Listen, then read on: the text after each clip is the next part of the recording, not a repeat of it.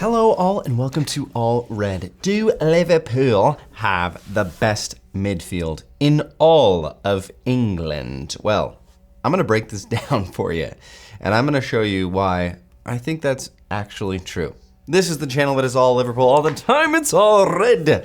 Please hit that like button. It greatly helps out the channel. And comment below what you think after you've watched the video. I might have some hot takes in here, but bear with me. I'm going to explain it. I'm going to explain it with some hard facts and statistics. So let's dive right in. By the way, did you know that you could become an All Red member? You get access to premium All Red content before anyone else in the entire world. And just need to check real quick if we have any new members. Oh, we don't. That's great. Anyways, Liverpool have the best midfield in England? Maybe? Let's take a look at the statistics, okay? Now, recently, we saw some Ballon d'Or nominations, and Liverpool notably had a big 0 on there. Now, rival fans might laugh and say, well, of course, because Liverpool is trash. Well, trash is at your own peril, you mongrels. I'm going to tell you why. I think Liverpool have the best midfield in all of England. In this point in history, right now, I'm not talking about just this moment. I am talking about Liverpool players as a whole, taking into account a lot of different things. So I want to tell you something. This midfield that Liverpool have, and I'm talking about Alexis Mac Allister, Ryan Gravenberch, and Dominik Szoboszlai, Dommy Schlobbers, as I like to call him from time to time. Those three clearly are the top choice for Arne Slot in his system. Now, I think we all knew that Alexis Mac Allister, we thought he was okay last summer, right? In the summer of 2023, when we brought him in right away for 30-ish million pounds from Brighton, we were all like, okay, we've got a good squad player on our hands here. And then Dominik Szoboszlai was brought in as well for about double that price, and we thought, okay, we've got a really good midfielder here. He's gonna be, kind of our box-to-box guy, and he'll score some goals, and he's just very technically gifted, and he's got the physical attributes to do that well. So we've got Mac Allister, who had just won a World Cup. We've got Szoboszlai, who's really good. And then, we all wanted that number 6 to come in. And then what seemed like a last-ditch effort, we brought in Endo and Gravenberch. Both seemed, kind of like panic buys almost, even though they were bought for very, very cheap. And so we didn't know about Gravenberch as much. I remember, he came in and it was like, oh, he's a failed project at Bayern Munich, and it's like, oh, maybe Klopp can do something with him. But anyways, those three are clearly the three of choice for Arne Slot in the midfield.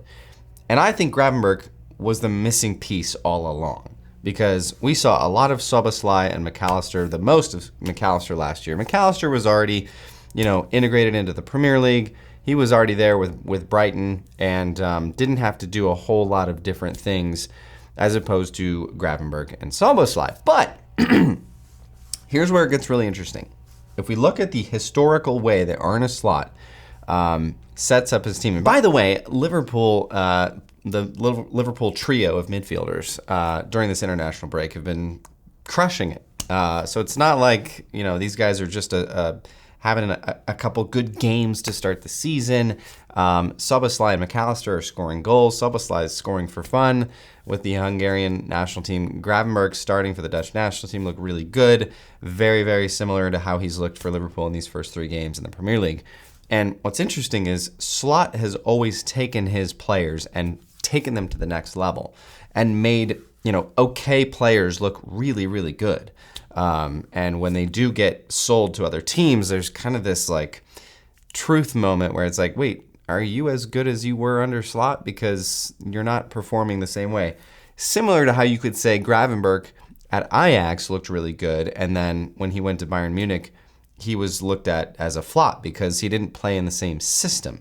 And so now what's going to happen is when you have an Arne Slot in charge, but you also have world-class players, what happens? Like that's a dangerous combo, bro.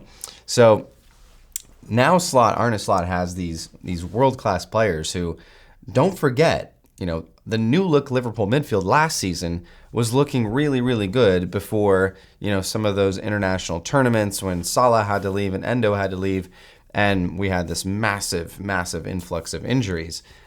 Liverpool were top of the table. Liverpool were on for the quad until about February, March. So don't forget about that. Now, I want to look real quickly at some cold hard stats, okay? And we're going to look first at Ryan Gravenberch here. And I'm just going to do some comparisons here with who many people might say are comparable, not necessarily comparable now, but would say like, oh, if you had this player instead of Ryan Gravenberch, you would be better. By the way, Declan Rice is a Ballon d'Or finalist. Wow, amazing, incredible. He's so good, isn't he? And yet, if you look at the start of this season in the Premier League, we can see some interesting trends here. What's interesting about Gravenberch versus Rice, you look at the age, you look at the size, and you look at the market value, and you would probably say on paper, well, I'd much rather have Declan Rice. And I'm not saying Ryan Gravenberch is better than Declan Rice. Declan Rice had a great season with Arsenal last year. But look at the trend this year. And you can see, the heat map in and of itself is really interesting. Why does Declan Rice spend so much time over here in the corner? Is that because he takes corner kicks? What's going on there? That's a lot of time. That's the hottest part of his map. Ryan Gravenberch, hottest part right here. Here's the most interesting stat about Gravenberch versus Rice. Ground duels. Duels. We know Arne Slot loves duels. Now, aerial duels won by Declan Rice, but honestly, he's only winning 57% of those aerial duels. Ryan Gravenberch has won 100% of his aerial duels in the Premier League. Okay. And 5 versus 1.7. That's 53.6% versus 33.3%. Who do you think Arne Slot would rather have? Arne Slot loves duels, and he loves players who win duels. And Ryan Gravenberch is winning his duels. Now, I think Arne Slot wants that percentage to be higher, but he's winning his duels, okay? And if you don't win your duels, Arne Slot will not play you, okay? Kwanzaa, Gerald, have you learned your lesson? Me wee young lad. Let's go back up here. Let's move over to Alexis Mac Allister. Now, notice the SofaScore rating here. Thank you, SofaScore. The average rating. Ryan Gravenberch, mucho mejor. That's much better in Spanish than Declan Rice. Ballon d'Or finalist Declan Rice in the first 3 matches here. And then we go over to Alexis Mac Allister here. And once again, we see the ground duels won. Now, Mac Allister's percentage is lower, but again, 4.7. So he's going into many more duels than Declan Rice. And he has a higher percentage of aerial duels won, despite being 5 inches shorter. So again, same thing here, 25 years of age, same age. Alexis Mac Allister has been rising in value, of course, since joining Liverpool. And again, it's like, look at this heat map. Mac Allister's all over this left side of the pitch. And clearly he knows what he's doing. Now, I will say that I am not saying right now that Gravenberch and Mac Allister are better than Declan Rice.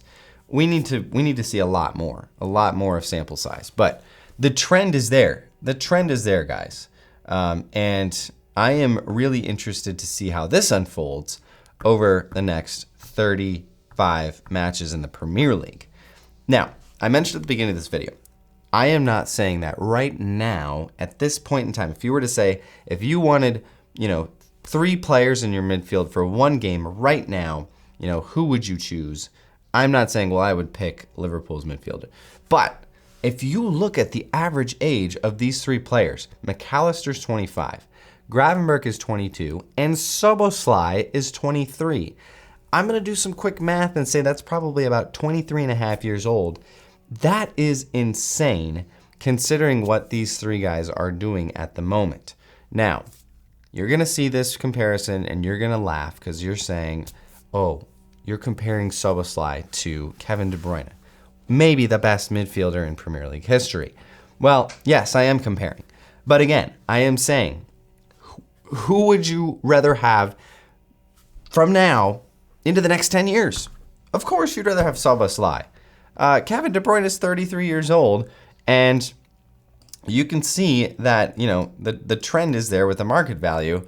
And Dominik Szoboszlai has arguably maybe dropped a little bit since being purchased by Liverpool last summer, but he's 23 years old, guys. He's 23 years old. Now, I don't think it's necessary to go down here and look at, the stats, because Kevin De Bruyne is, knocking it out of the park.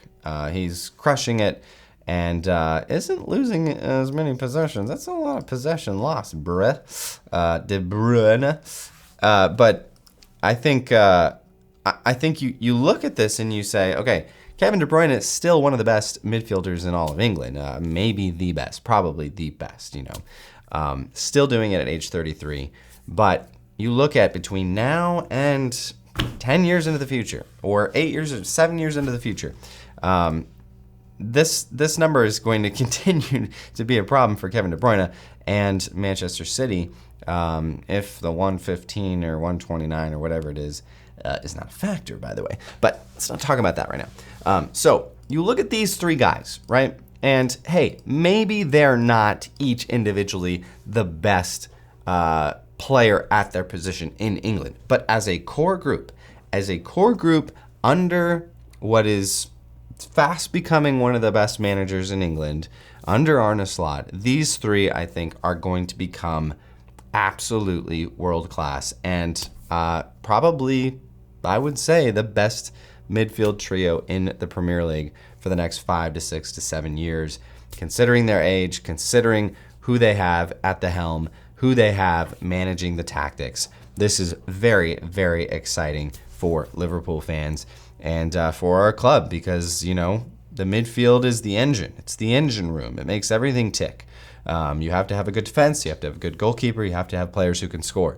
But that midfield engine, if you have players who do not perform in your midfield, you will have big, big issues. And I think Liverpool have the brightest future in the middle of the park in all of England. Yeah, of course.